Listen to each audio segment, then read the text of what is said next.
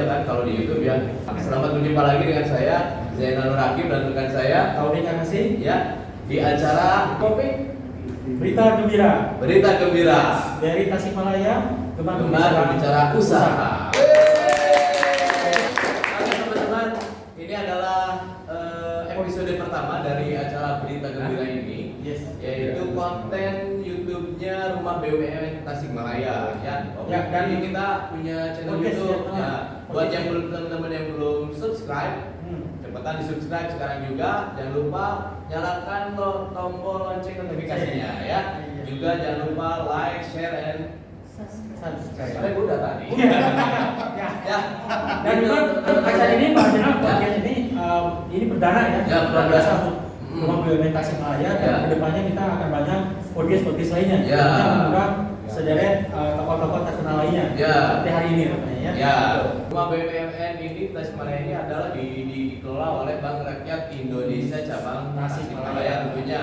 Salah satu produknya yang sekarang kita lagi gembar-gemborkan adalah produk digital saving, yaitu teman-teman yang belum punya rekening atau mau bertambah rekening baru di BRI, nggak usah datang ke CS, cukup scan barcode nanti yang ada tayang di bawah saya atau yang ada di muka dia tuh ya. Ini barcode scan atau masuk ke webnya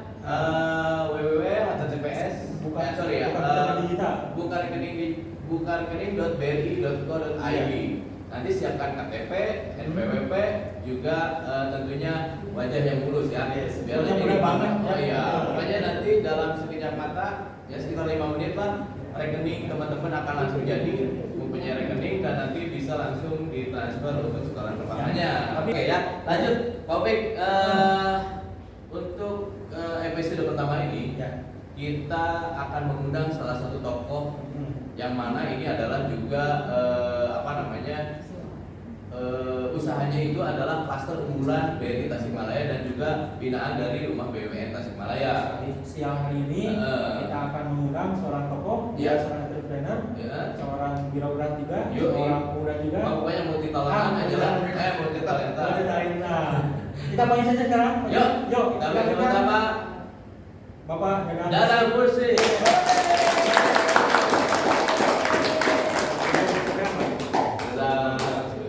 Ini nggak mau pas itu. Ya.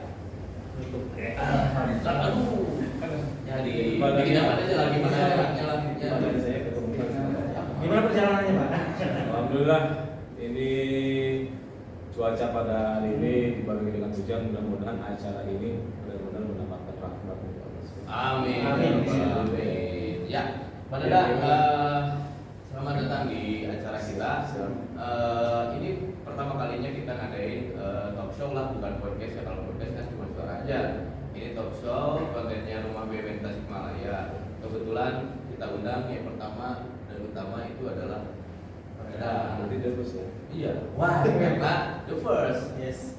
Pertanyaannya why? Karena Pak Dada ini menyimpan segudang prestasi ya. Prestasi dan komplek itu ya. Entrepreneur itu perjalanannya. Jadi Pak Dadang ini adalah ketua dari bukan organisasi apa ya, perkumpulan kelompok ya, kelompok Sawala. Ya, bisa diceritakan Pak Dadang. Tapi Sawala itu sebenarnya singkatan apa Pak? Oke, siap. Terima kasih untuk semuanya.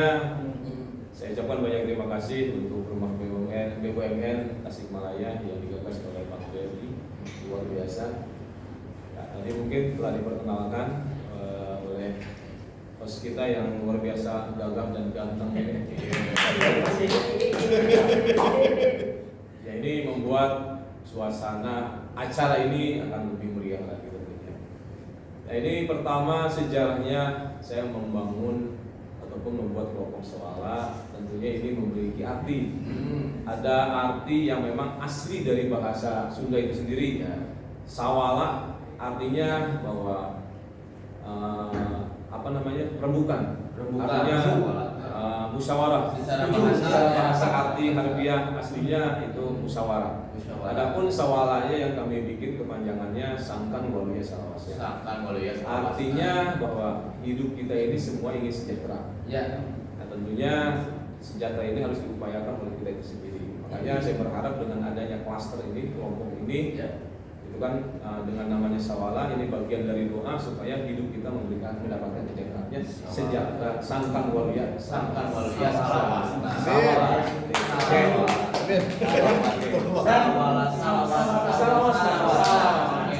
Dan ini Pak, banyak yang sawala ini mengatakan kadang menjadi ini ya, kepala desa ini ya. Jadi emang multi talentan, multi talenta gitu kan. Selain ketua kelompok juga beliau ini adalah seorang Kepala desa. kubu gitu. Gimana itu Pak Dadan? Ya, mungkin para tokoh masyarakat melihat 2010 awal, itu kan 2010 awal, saya melakukan ya tadilah berupaya melihat potensi yang ada di kampung kami, karena di kampung kami banyak sumber air atau sumber mata air, ingin meningkatkan atau potensi itu, ingin memanfaatkan potensi itu, sehingga akhirnya saya tadi membuat usaha di perikanan, terus membuat kelompok. Nah, usaha yang kami lakukan mungkin dinilai oleh para tokoh masyarakat dan masyarakat berhasil, sehingga banyak tokoh masyarakat yang hadir ke saya, ke rumah saya untuk diminta saya naik menjadi pimpinan atau menjadi kepala desa. Luar biasa. Alhamdulillah 2017 saya terpilih menjadi kepala desa gitu, dan dengan dorongan seluruh tokoh masyarakat. Luar biasa. Udah sih umur 17. Umur 17. Iya, nggak kelihatan kok. Tapi gini, kita dengar kan Pak Dadang ini kan transformasi menjadi Pak Dadang yang sekarang itu kan mungkin banyak perjalanan yang berliku gitu. Pasti. Masa muda sampai sekarang itu kan kita mengetahui sedikit ya. Dulu katanya terkenal dengan di motor dan sebagainya. Tapi sekarang kan berdiri di sini pakai kopiah, Ustadz juga, birokrat juga. Amin. Gimana tuh? Seperti itu. Biar Ketua kita coba kita. Ketua. Jamannya mah dilarang di rumah gitu kan. Dilanjut gitu. Dan ini memang terkait namanya kehidupan seseorang, itu kan artinya memiliki histori atau sejarah masing-masing. Termasuk saya, cuman sejarah ini jangan ditiru ya. Ini sebuah sejarah yang kalau dikatakan jelek, jelek. Kalau memang ideal menjadi manusia itu menjadi manusia yang tadilah awalnya baik, akhirnya baik seperti itu. Minimal ya tadi ada husnul khotimah di akhirnya. Nah, ini perjalanan mungkin ya semuanya juga faktor lingkungan yang akan menyebabkan semua terjadi. Faktor lingkungan yang akan mempengaruhi kita, termasuk waktu itu saya dipengaruhi juga oleh lingkungan yang tidak bagus. Tahun berapa itu teh? Sekitar tahun dari 95 sampai dari lebih parahnya sih 97-98 sampai ada kerusuhan lintas. Itu ya. 26 Desember tahun 2006. Betul. Karena ada pengumpulan oknum gitu kan, pengumpulan oknum waktu itu sehingga terjadilah huru hara di Tasik. Termasuk saya pun bagian orang di sini. Mungkin sekarang kelihatan ya orang yang tampil sekarang. Nah, tapi ini saya bilang tadi jangan menjadi barometer ataupun menjadi contoh yang tidak baik. Ini dilakukan oleh para generasi muda. Tetapi ini hanya sebatas sejarah yang mana akan memberikan motivasi dan mudah-mudahan menjadikan motivasi bagi kita semuanya, para pendengar dari channel YouTube Rumah BUMN Tasikmalaya juga yang kesempatan pada sore hari ini menyaksikan tayangan ini. Jadi kan jadi pergaulan itu 98 akhirnya saya terjerumus kepada hal-hal yang sifatnya negatif. Ya malumlah kalau dulu namanya bad boy gitu kan. Saya kan laki-laki bad boy. Jadi anak laki-laki yang nakal. Kalau lawan jelek Batman. Nah, kalau Batman mungkin yang di samping saya bisa jadi Batman. Kalau itu Batman. Lagi padahal nih, kita juga dengar padahal dulu katanya pernah juga berkarir sebagai pengemudi ya. Atuh, pengemudi mah bukan karir, Bos. Kalau pengemudi itu namanya driver ya. Itu namanya karir KPP. Tapi dulu kan yang itu jurusannya di Pancasila kan. Ini yang Pancasila. Sampai sekarang pun sama masih. Tapi pernahnya Pancasila kan bawa aku gitu. Enggak benar ya? Ya. Gimana tuh? Ya, akhirnya dalam konteks tadi menjadi seorang yang memang namanya masa remaja, dia timbul dengan Kira udah. ya puber ataupun ingin mencoba sehingga terjerumus kepada hal yang negatif. Ya, sempat saya kan menjadi ketua geng juga waktu itu, ketua geng namanya di Tasikmalaya. Namanya geng netral kalau dulu. Oh, iya. Tapi banyak radio di Tasikmalaya seperti Mata FM mempublikasikan juga seperti itu. Ya. Kalau Dewan Suruhnya siapa? Saya ketua umumnya. Ketua umumnya. Iya. Itu lama, itu berapa tahun tuh? Geng netral itu sekitar ada 6 tahunan. Ya, lumayan perjalanannya karena kan di situ ya kita terhimpun namanya gengs ataupun kalau sekarang di namanya ada kumpulan itu apa? MC lah. Bukan. Kalau kumpulan apa itu? Kalau di kelompok itu klaster. Klub kan, klub gitu kan. Dia memiliki kesamaan hobi, kesamaan kesukaan, artinya sama-sama motor. Waktu itu memang terkenal di geng saya itu geng netral dengan motor si raja jalanan namanya RX. Oh, RX. Sampai sekarang memang RX menjadi raja. Iya. Berarti anak motor juga ya? Anak motor. Saya juga dulu hampir masuk ke klub yang jadi bisa. Ada pinter ngomong. Kayak pinter apa dia? Iya. Saya mah Harley Supra. Iya. Iya. Karena memang ya saya juga memang dengan prinsip nakal saya itu tidak ingin memberatkan orang. Ya. Sehingga apa? Ya tadi disampaikan oleh Kak Komik bahwa pernah menjadi driver ataupun menjadi supir 05. Yaitu saya melakukan menjadi supir itu karena punya kebutuhan untuk nakal. Ya, tadi.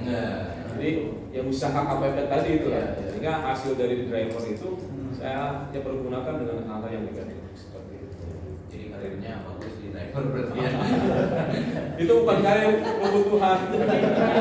Ya memang sih saya dibilang walaupun senakalnya saya tidak terbesit di pikiran saya untuk curang. Ya, paling curang reklamnya. Nah, curang ya. Itu kira-kira Sama curang. masa-masa kacau itu apa yang menjadikan pada itu bisa titik balik gitu? Nah, turning point-nya. Ya, menemukan sedikit cahaya dalam gelap sekalipun. Ini sangat penting. Ini sangat penting. Ya. Nah, dengan dasarnya tadi, kalau saya tetap memang saya basic jujur, saya pesantren, saya tidak akan ikut satu pesantren. Walaupun saya dulu juga sekolah, saya lulusan di Jawa Timur, pesantren saya pesantren. Nah mungkin salah satu bekalnya itu saya punya dasar itu. Ini dasar itu. Yang kedua, namanya orang itu butuh. Contohlah sekarang nih, teman-teman semua di sini ada seorang leader. Kalau di BRI Tasikmalaya cabang ada kepala cabang, ya kan? Ada kepala cabang. Nah itulah sebagai sosok leader pimpinan. Kalau main bola juga ada yang namanya coach ataupun pelatih. Coach itu pelatih. Nah ini sangat penting dalam kehidupan kita. Makanya saya ada dua bapak dalam diri saya. Yang pertama bapak jasmani, yang kedua bapak rohani. Siapa itu menjadi bapak jasmani? Mereka lah yang senantiasa membesarkan saya secara jasmani dan seperti ayah dan ibu itu sendiri. Nah yang kedua ada yang disebut bapak rohani. Bapak rohani ini yang akan senantiasa memberikan sentuhan ke dalam kalbu, dan senantiasa untuk bagaimana rohani kita benar-benar tertolak dan terarahkan. Inilah mungkin salah satu ada perubahan seperti itu. Jujur dulu kalau saya nakal itu yang namanya sholat, walaupun saya Islam tapi KTP-nya ya hanya KTP saja gitu, tapi dalam pelaksanaannya itu sholat atau ibadah ini nggak pernah. Nah setelah tahun 2000 sebelum orang tua saya meninggal, kejadian apa itu yang bikin? Ya, gitu kan. Ya. Biasanya kan ada suatu kejadian yang membuat seorang itu menjadi titik balik gitu ya. berubah ya, jadi Power Ranger gitu kan. Bukan Power Ranger ya. Kalau ini memang perubahannya apa ya istilahnya turning point, jadi kembali lagi ke getahnya seorang manusia gitu. Fitrahnya. Nah, itu tadi 2001 ayah saya meninggal. Tapi dalam proses ini ada sebuah perjalanan yang memang yang saya rasakan begitu luar biasa, sehingga ya itulah perubahan sikap saya sangat drastis.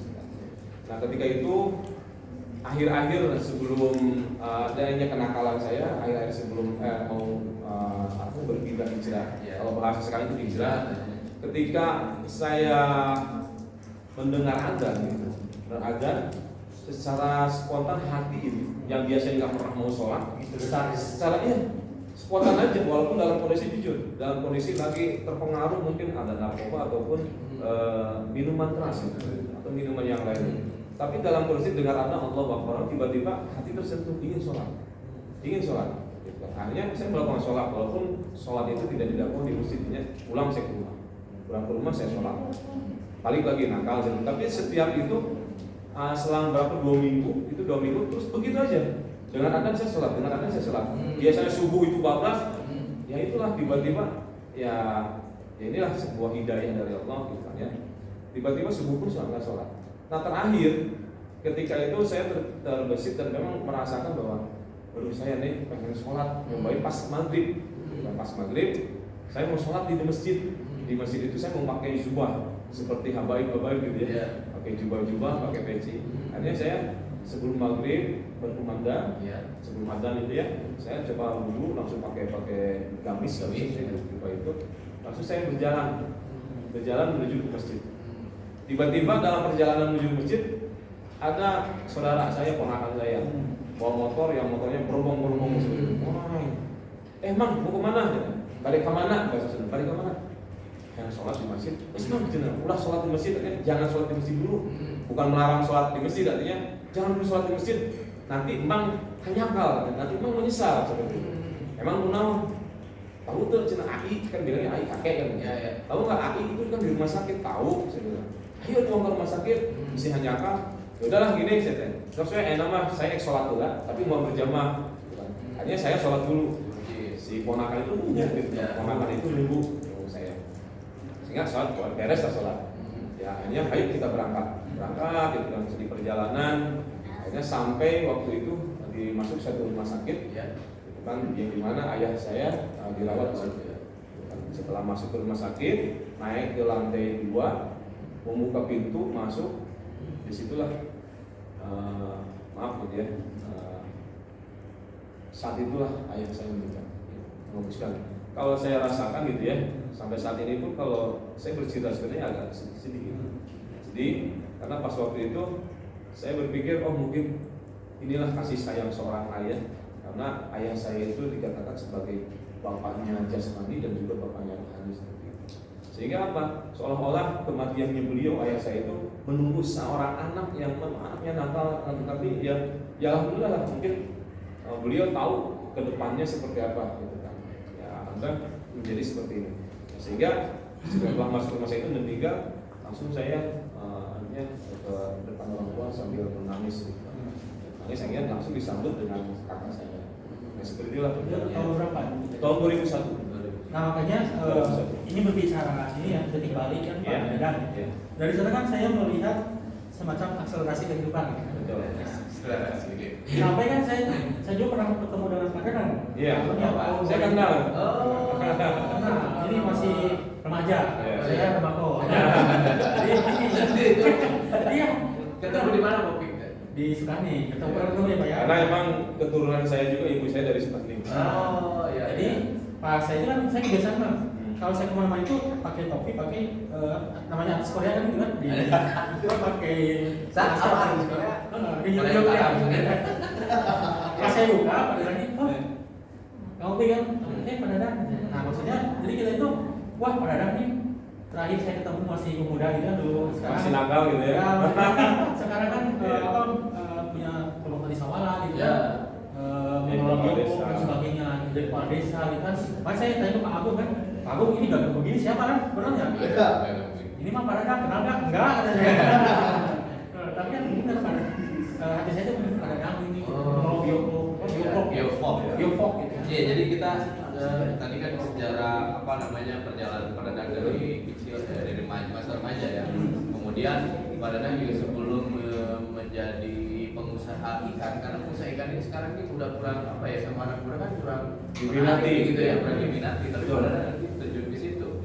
Tapi sebelumnya Pak Dadang juga pernah bekerja ya. Betul. Di salah satu BUMN perusahaan listrik negara, ya. BUMN. Ada mengadi perusahaan Ada Pak, swasta ada Pak. Ada outsourcing. Di Gunung Sawah apa yang dalam itu. Ayah tenaga surya gitu. Ya. listrik tenaga surya Suryana. Jadi gitu ya. Jadi itu gimana ceritanya dulu di PLN? Nah, setelah orang tua saya meninggal, disitulah titik balik saya perubahan dalam pola perilaku kehidupan saya. Dan tadinya memang ya dikatakan hedonis, yang dikatakan glamor, yang dikatakan ya namanya kenakalan remaja ya seperti itu, sehingga disitulah mulai saya menata sering ke masjid ibadah, dan mulailah dari diri satu persatu saya tinggalkan. Yang biasanya nongkrong saya coba waktu itu saya nggak nongkrong. Artinya saya banyak lebih jauh dari lingkungan, ya jauh dari lingkungan yang biasa saya lakukan yang dulu gitu kan. Akhirnya di situ terpikir juga sampai dengan ada saudara-saudara udah katanya adik-adik itu adik saya tuh udah nikah duluan gitu. Udah udah tua katanya. Usia udah ini namanya nikah saya itu umur 31 ya. Ya umur dia. Akhirnya saya terus di situ udahlah gitu kan. Saya mencoba untuk berumah tangga. Saya menikah di tahun 2007 tanggal 1 bulan 1. Nah di situ mencoba juga gitu kan melamar pekerjaan, karena kan kalau udah rumah tangga secara otomatis ada kewajiban yang harus dilakukan.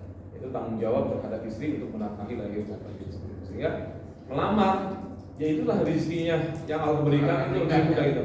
Melamarnya bulan Januari beres nikah, saya langsung di lamaran, Februari saya udah langsung dipanggil. Dengan dipanggil, di interview, besoknya langsung saya langsung kerja. Di Tasik juga. Di Jakarta. Saya waktu itu di Jakarta itu di Blok A, yang sebelahan Blok M gitu. Saya di situ akhirnya keterima. Setelah saya ditempatkan di Blok A, saya pindah di Cengkareng. Setelah di Cengkareng, saya dipindahkan terakhir itu di daerah Tangerang. Nah, perjalanan situ 3 tahun saya kerja di sana. Nah, setelah kerja di sana memang saya juga merasa kesian gitu kan. Yang namanya Jakarta kan, hidup di Jakarta bagaimana gitu. Yang biasa di Tasik Merdeka gitu ya. Terus saya sekarang harus bekerja di sebuah institusi atau sebuah perusahaan. Yang dimana saya keluar kerja itu sebelum keluar matahari, pulang setelah terbenam matahari, artinya keluar gelap. Pulang gelap segitu. Kesian ya, istri sebenarnya istri langsung saya bawa ke sana. Bukan ke sana, akhirnya makin lama, artinya nggak ada perubahan seperti ini. Iya, memang gaji lumayan, gitu kan.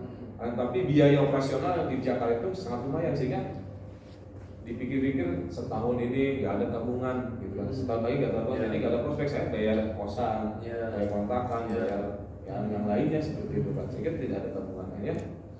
Dalam diskusi dengan istri, gimana kalau resign? Kalau resign, dan kebetulan memang ada alasan. Waktu itu saya ditugaskan dipindahkan ke NTT. Itu faktornya juga karena jauh, udah ngapain ke NTT gitu kan. Akhirnya udah hubungan dengan istri, langsung minta restu ke kakak saya yang menjadi orang tua saya juga. Kan? Akhirnya akhirnya setelah itu juga kadang-kadang juga heran juga, biasanya kakak itu yang menjadi orang tua saya gitu kan. Kalau misalnya lagi kerja minta resign, dia akan melarang, tapi pas saya mau keluar, ya udah keluar aja. Jadi kan ya alhamdulillah motivasi ya. Akhirnya saya keluar dan back to kampung. Saya kembali. Nah, pertanyaannya gini, nih yang terus terang Pak Danang kan menggeluti di masalah perikanan ya. Iya. Yang mengenalkan Pak Danang dengan ikan itu siapa? Sekarang laut gitu. Jadi ikannya sendiri nyambungin. Nah itu saking. Oke. Ya, yang mengenalkan Pak Danang dengan dunia perikanan maksudnya. Oke. Pertama kalinya gimana itu? Nah inilah Joko gitu apa ya? Ini kan begitu keluar dari dari perusahaan pada itu kan sudah ada usaha atau belum waktu itu? Belum. Justru tabungan yang saya selama kerja ya. Tabungan yang selama kerja itu karena sambil saya melihat potensi yang ada itu habis gitu kan. Habis sehingga sambil uang itu tinggal beberapa juta. Akhirnya saya dipanggil oleh kakak sepupu. Kamu gawe naon gitu. Ya. Itu sih ayah. Udah yang pertama itu dilakukan udah sama istrinya, sama si Ece gitu. Kalau udah suka panggil ke si Ece gitu, istri ke istri. Udah kelola aja di passion di situ ada minimarket. Ya. Udah di passion aja. Akhirnya coba kelola passion. Terus beliau lah seorang sosok kakak plus seorang guru saya juga. Terus mengajak keliling-keliling. nyari ayam, nyari ayam, nyari ayam. Kita bakar ikan bakar ayam di sebuah. Nyari ayam makan ikan. Nah, itu hebat ya. Iya. Ya akhirnya setelah di situ diajak keliling karena di situ ada aset ataupun tanah yang memang tanah hasil produksinya itu pesawahan, tapi hasilnya tidak maksimal. Nah, disitulah bakar ikan di situ, bakar ayam juga di situ, gitu kan dua-duanya. Iya. Nah, mungkin ada gagasan juga dari kakak dan juga dari beliau, udah kalau ini kita manfaatkan untuk budidaya ikan. Ya udah dimanfaatkan, sehingga waktu itu saya diajak juga oleh kakak saya, termasuk guru saya juga, pergi ke Subang untuk melakukan pembelajaran dalam budidaya ikan. Yang biopon itu kan belum Ikan ras. Pertama ikan ras dulu. Air berat dulu ya Pak. Kalau biopon itu gimana? Nah, itu nanti pengembangan kesininya. Gitu kan. Nah, setelah itu belajar di Subang selama 1 minggu, saya balik langsung membangun satu kolam. Nah, alhamdulillah pembangunan satu kolam itu karena saya nggak punya duit, nggak punya modal, cuman punya dua tadi, gitu kan, punya percaya dan mau. Sehingga apa? Oke, masalah modal. Saya kerjasama waktu itu Bank BRI-nya unit itu di pertigaan Pegilingan di sini. Di Cisayong. Saya pinjam ke unit, alhamdulillah dapat 5 juta waktu itu tahun 2010. Ya, bisa lah menjalankan usaha dalam budidaya ikan satu kolam. Nah setelah itu berjalan, akhirnya banyak kemajuan gitu kan, sehingga terus di perkembangan di sebat tadi diluaskan, pinjam sampai ke Bank BRI itu 15 juta, 20 juta, sampai 25. Bahkan sekarang itu sampai bisa 500 juta. Mungkin bisa ditambah lagi 1 miliar. Dan yang luar biasa kan Pak Dadang itu yang sekarang itu popularitasnya bukan kali-kali Mas. Pak Dadang maksudnya saya biasa ke Mas Dadang. Kalau dagang bubur ya Mas, saya jadi ini kalau Pak Dadang ini kan popularitasnya sudah dikenal nasional karena Dirut kami dari Bank BRI juga sudah mengunjungi ya, tentunya Pak Dirut, Pak Dirut ya. Maksudnya Pak direksi sekaligus. Pak direksi. Jajaran direksi. Ya, saya juga direksi koperasi di sana. Siapa? Saya. Yang nanya. Saya udah kejawab. Yang nanya. Enggak, jadi memang itu gimana tuh ceritanya bisa dikunjungi sama itu jarang-jarang Pak. Ya, biasa. Luar biasa. Makanya saya mengucapkan banyak terima kasih hadirnya BRI benar-benar memberikan solusi untuk masyarakat. Nah inilah yang kami butuhkan dari sosok pemerintah, apalagi BRI sebagai badan usaha milik negara. Harus hadir di depan masyarakat, harus benar-benar memberikan motivasi untuk masyarakat. Nah di situ waktu itu jujur yang pertama hadir itu Pak Supari sebagai direktur Ikro datang, akhirnya ada kesempatan untuk dialog dengan beliau. Sampai memberikan CSR-nya itu berbentuk mesin pakan ikan, kolam bioflok, dan juga gapura wisata ikan di desa kami. Desa Jatihurin. Nah setelah berjalan itu, Pak Supari waktu itu memang sih saya akan balik lagi dan melihat keadaan klaster yang saya bina. Karena saya sebagai ketua klaster di desa Jatihurin sendiri. Nah akhirnya di luar ekspektasi, di luar memang planning, hadirlah orang-orang hebat yang ada di BRI gitu kan. Pak Direkturnya hadir, Wakil Direkturnya hadir, terus juga Direkturnya ada 3 ya? Ya, 5 ya? 5 orang hebat di BRI hadir ke desa kami. Ini sebuah anugerah dan sebuah sebuah kebanggaan lah bagi kami gitu kan. Apalagi kami bagian daripada yang dibina oleh Bank BRI itu sendiri. Jadi yang menjadi terobosan dari kelompok Sawala ini keunggulannya dari kelompok Sawala ini. Untuk kelompok Sawala unggulannya yang pertama di budidaya ikan. Artinya ya tadi terbentuknya kelompok Sawala ini dengan awal tadi sama-sama punya hobi, sama-sama punya kesenangan. Artinya bagaimana hobi dan kesenangan ini bisa dijadikan sebagai salah satu upaya penghasilan dalam kehidupan. Jadi kan, akhirnya terkumpul sebuah kelompok Sawala itu berkecimpung di dalam budidaya ikan.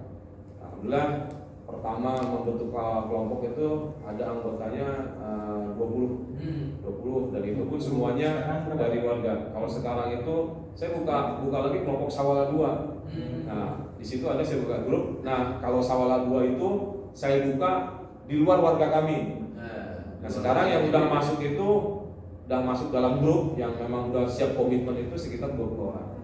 Nah, termasuk di warga kami juga sekarang udah daftar itu sekitar 40.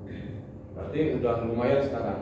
Nah, memang sih harapan dan cita-cita ini berbentuk kelompok itu tadi untuk sharing, untuk berbagi ilmu, bagaimana supaya budidaya yang kita lakukan itu benar-benar menghasilkan yang maksimal. Ya tentunya dari keuntungan, dari keuntungan. Jadi selain kesamaan, jadi dari selain kesamaan hobi, selain kesenangan juga ada kesamaan keinginan. Kebutuhan. Keinginan, kebutuhan. Harapan ke depan pada kali ini dari soal ini apa nih yang harapan ke depannya? Harapan ke depan kita membuat klaster atau kelompok diawali dengan kecil. Ke depan berharap dengan kelompok yang kecil ini akan memberikan kontribusi menjadi kelompok yang besar. Sehingga saya bilang dari kelompok untuk desa, dari desa untuk Indonesia seperti itu. Juga menerima dari luar desa Jatiurip juga kan? Menerima. Ya mungkin yang menerangkan di sini kan harapan tadi Pak Dadang sebagai ketua ya. Sebagai ketua. Harapan seperti itu dan mungkin bisa menjadikan motivasi dan inspirasi untuk rekan-rekan juga ya buat teman-teman, buat rekan-rekan Betul. rumah BUMN ini jangan takut dengan perikanan karena ikan itu sekarang kan jadi apa ya, kalau di Tasik terutama itu komoditas yang lumayan bagus dan konsumsi masyarakat akan ikan juga terus meningkat kan. Betul ya. Dan kebutuhan di Tasikmalaya per hari itu membutuhkan ikan 16 ton per hari. Sementara dari kita dari kelompok saja kita belum bisa memenuhi. Baru bisa panen per bulan itu baru bisa mencapai 8 sampai 10 ton. 10 ton. Ya berarti peluangnya masih sangat kuat. Makanya saya berharap dan mengajak kepada seluruh yang pemirsa ataupun yang menonton channel YouTube ini, yuk kita sama-sama sisihkan lengan kita, jangan sampai ada istilah kata dengan gengsi. Karena ya remaja sekarang ya kan, jangankan yang sekarang, yang dulu juga kan gitu kan. Gengsi, kalau saya nakal dulu nggak mungkin saya melakukan ini. Gitu kan. Karena memang kepepet kebutuhan ya mau melaksanakan. Dan juga untuk calon-calon binaan rumah BUMN Tasik ini, Pak Danang ini dan keberadaannya di BUMN ini menjadi inspirasi dari karena kan ini Pak, banyak kan di binaan kami rumah BUMN pengusaha banyaknya industri terus produksi gitu ya, pada yang makanan minuman jarang-jarang kan. Mereka berpikir kalau misalnya saya ternak domba, bisa nggak saya masuk ke BUMN? Kan pikirnya di ruangan BUMN nggak ada kandang domba. Laut ada kolamnya gitu. Nanti bukan saya itu kita apakah kreatif rumah BUMN kan dulu mah namanya rumah kreatif BUMN. Banyak laut dan produksinya kreatif. Nah ini yang disebut dengan pemahaman yang kerdil atau pemahaman yang sempit. Apapun yang kita lakukan, gitu kan. Makanya tetap BUMN ini akan bisa mengcounter semua itu. Saya yakin itu, walaupun kambingnya nggak bisa dibawa ke rumah BUMN, tapi BUMN akan ikut memasarkan saya. Nah itu dia. Apakah ikan bisa dipasarkan secara sangat bisa. Bisa nanti diolah dari bahan dasarnya itu dari ikan. Mungkin di sini juga di samping secara virtual ya, kemudian di rumah juga di sini kan ada pengurus-pengurus dari rumah BUMN ya. Jadi memang kalau pada saat ini produknya ikan ya, tidak bisa kita di sini, tapi mungkin nanti masaknya ada. Tapi ada ikan yang romantis, mungkin ikan live without you.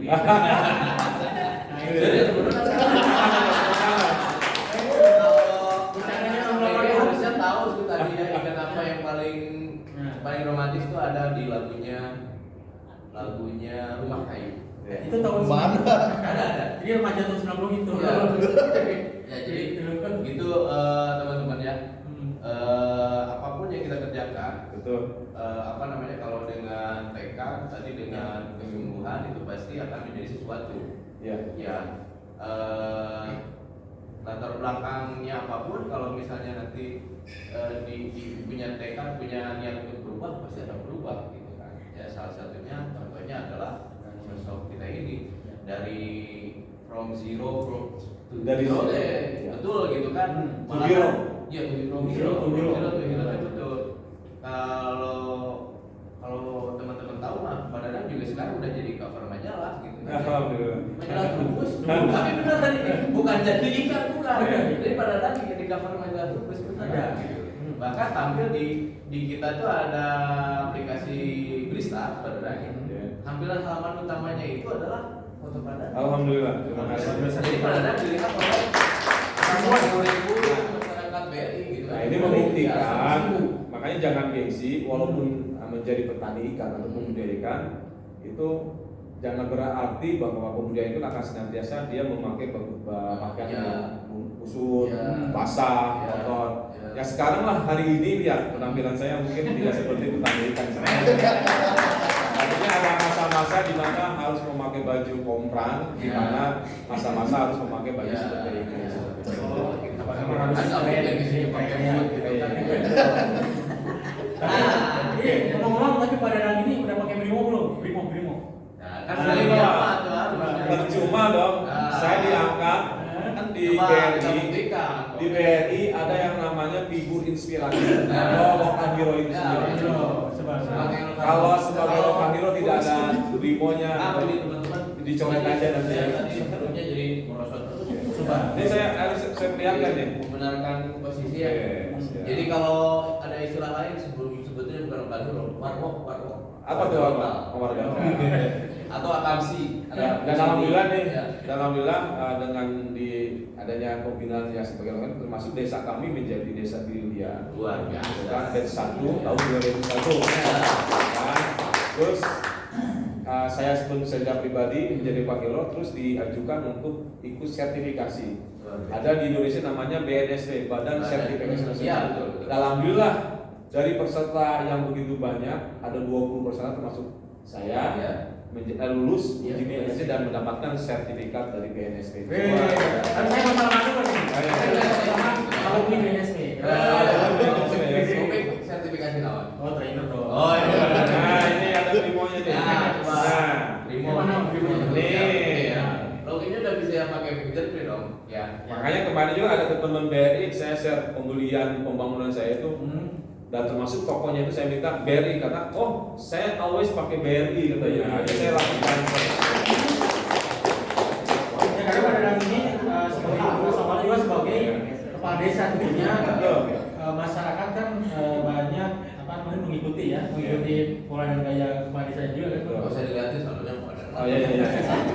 Ya intinya mah ceritanya Brimo tuh menurut Ada. seperti apa? Brimo, ya kan sekarang namanya teknologi itu kan kita jangan alergi. Iya.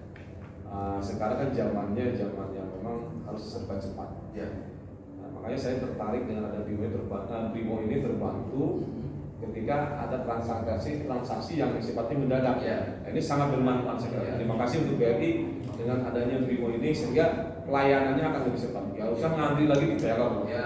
Terus masuk ketika ATM saya hilang, Ya. Brimo ini bisa dimanfaatkan juga dengan ngambil ATM. Iya, betul. Uang di ATM. Ngambil uang, Betul nggak? kartu. Nah itu fitur. Jadi fitur yang paling sering dipakai itu apa? Kalau saya cek saldo doang. Alhamdulillah untuk saat ini karena saya lagi membangun untuk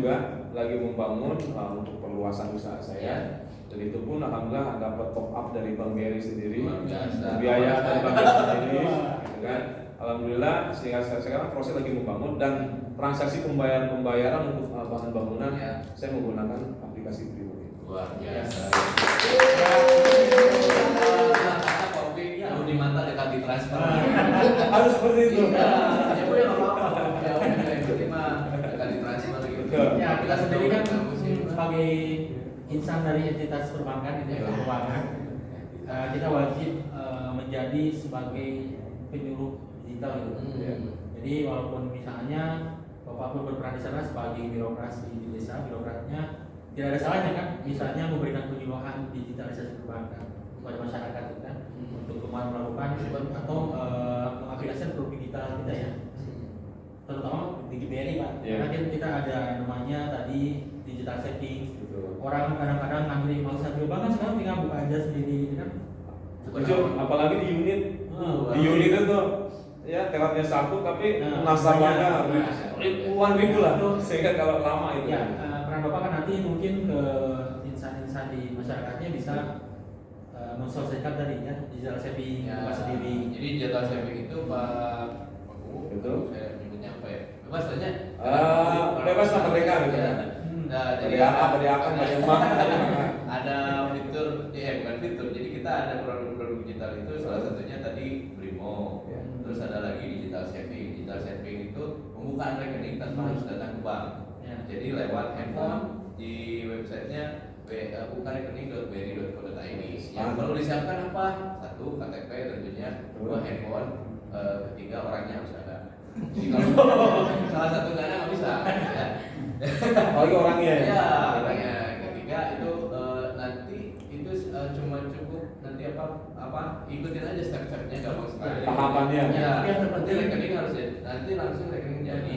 Nanti tinggal transfer untuk di Briva untuk setoran awalnya. Mulai dari Rp100.000 setoran awalnya.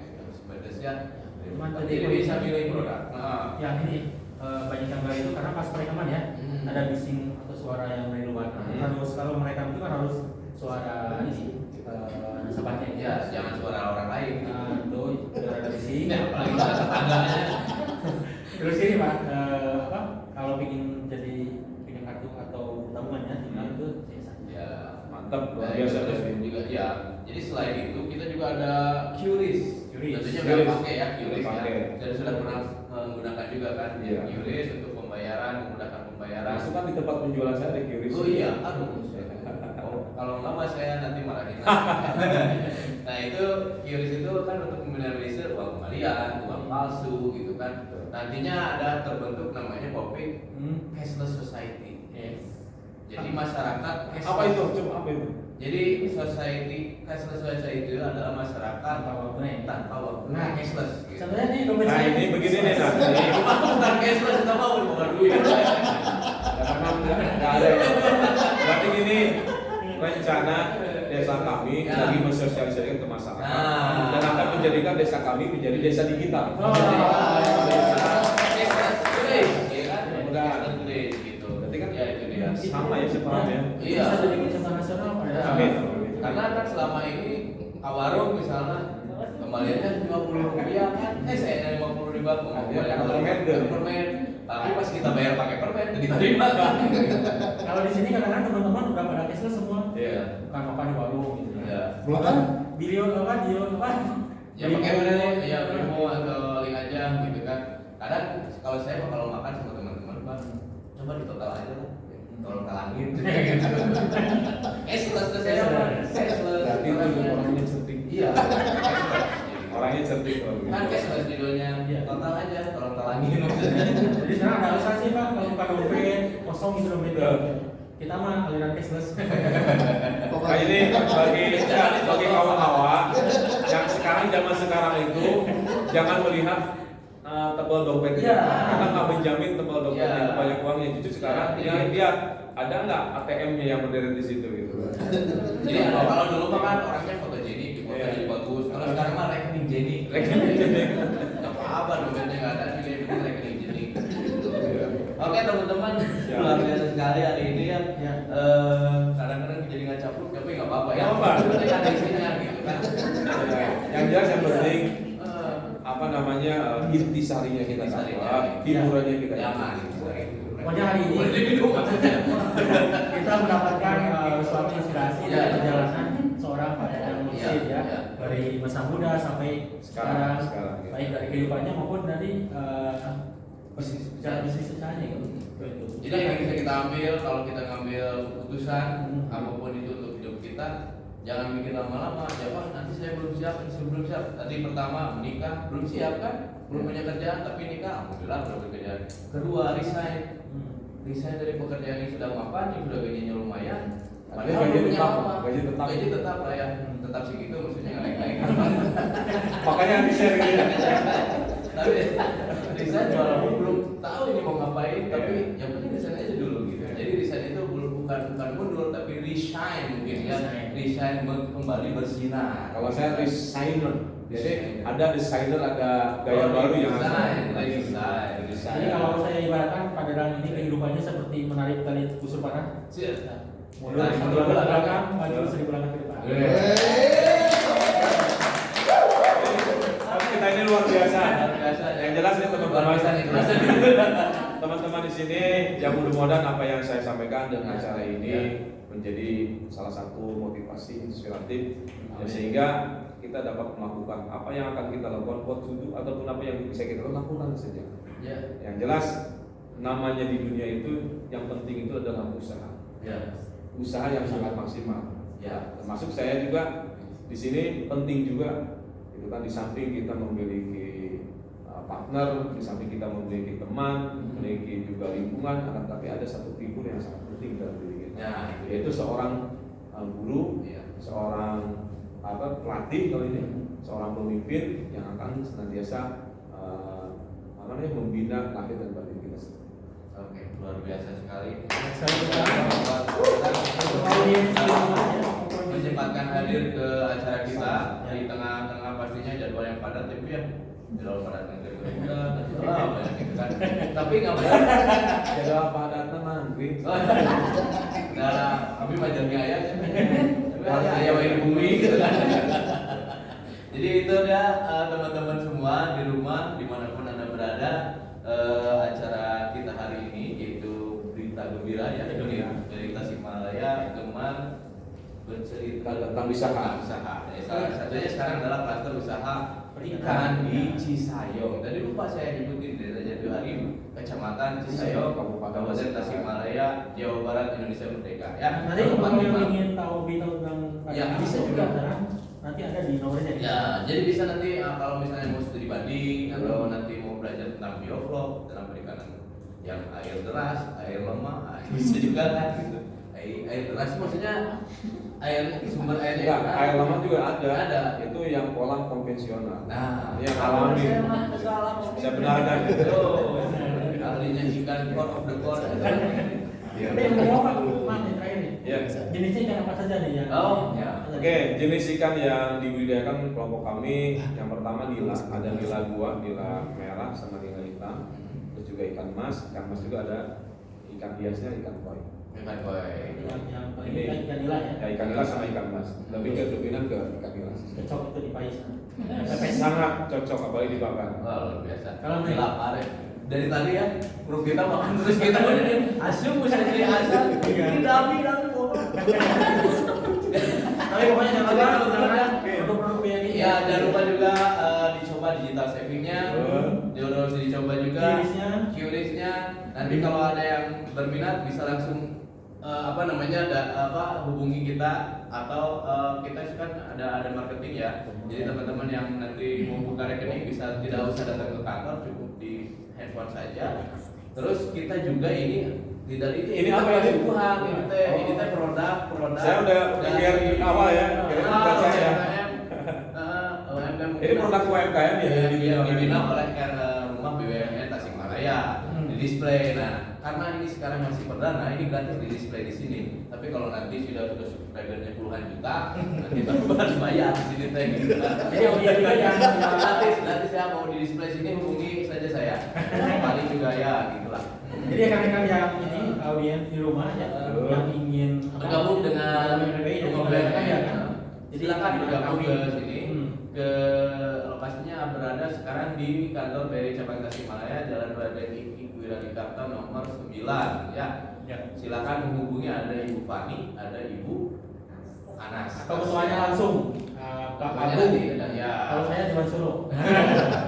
Ya, jadi produk-produknya mulai dari makanan, kerajinan, bahkan ke pertanian, perikanan juga kita bisa gabung dan nanti banyak pelatihan dan sebagainya ya, Pak ya begitu. Dan juga mungkin pameran sebagainya nanti bisa dipesertakan ya, kalau binaan-binaan di. Ya. Nanti juga mungkin ke depannya akan ada pameran ikan. Betul kan? Siap. Bisa kan ikan koi ya, begitu. Tidak menutup kemungkinan. Ya, mungkin sampai di sini dulu pertemuan kita kali ini. Itu jangan lupa like, share, komen, dan subscribe channel YouTube kita ya. Jangan lupa bunyikan klik tombol lonceng di atas sebelah kanan kalau nggak salah, klik gitu. Jadi nanti kalau ada konten baru dari kita upload langsung ada pemberitahuan. Oke. Terima Pada kasih. saat menurut bisa Kita tutup dengan sama-sama. Dan Yel. Oh iya iya, silakan Pak Pek. Oke, kita Yel bersama. Contohan lah. Sama Dedang ya. Nah, ini Yelnya mah Pak Tasmania. Taswani, Tasik Maju. Tasik Maju. Tasik Juara. Tasik Juara. 1, 2, 3. Tasmania, Tasik Tasik Maju, Maju, Tasik Maju, Tasik Juara.